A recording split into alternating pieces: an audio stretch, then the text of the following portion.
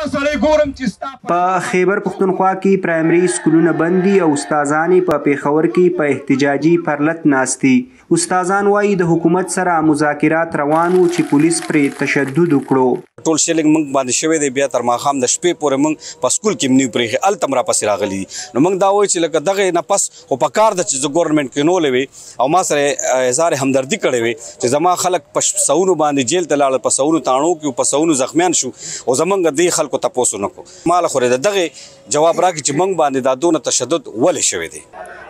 د صوبې د پرایمري سکول استادان غوښتنه کوي چې له دوی بنیادي سکیل د 15 کړل شي او هډ ماسټر ته دی د 14 ګریډ ورکړی شي او دغه ډول حکومت چې په پنشن کې کوم نوي اصلاحات کړي هغه دې بیرته واخلي.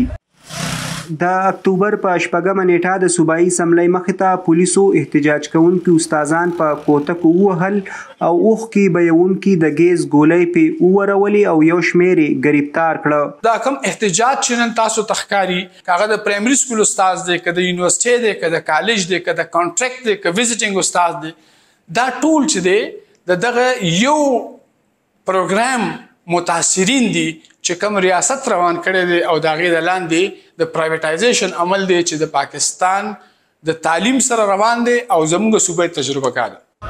وایس اف امریکا ډیوا د استادانو د احتجاج او غوښتنو په هکله د تعلیم صوبایي وزیر شاهرام خان ترکی دریځ اخیستو څو وارې هڅه وکړه خو د میډیا سره یې په دې اړه د خبرو کولو ډډه وکړه.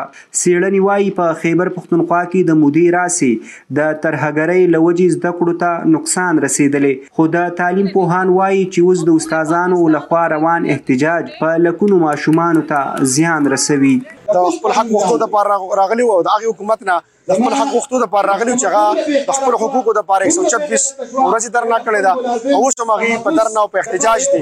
زموږ دا خیال و چې دا خلک د احتجاج په ژبه پوهېږي، خو د هغې نه هغې ډېر الټه لاړو او زموږ هغه احتجاج چې کوم و هغه معماران قوم چې کوم هغې باندې بدترین شیلنګ او واټر کینن او پتره او لاټي چارج او پتره قسمه قسم وخل هر څه وکړو. د سرکاري شمیرو تر مخه په خیبر پښتونخوا کې 20,000 د پرایمري سرکاري سکولونه دي چې پکې 80,000 استادان کابو 50 لکه پورې ماشومانو ته زده کړې ورکوي. عثمان خان، وایس اف امریکا، ډیوا، پیښور.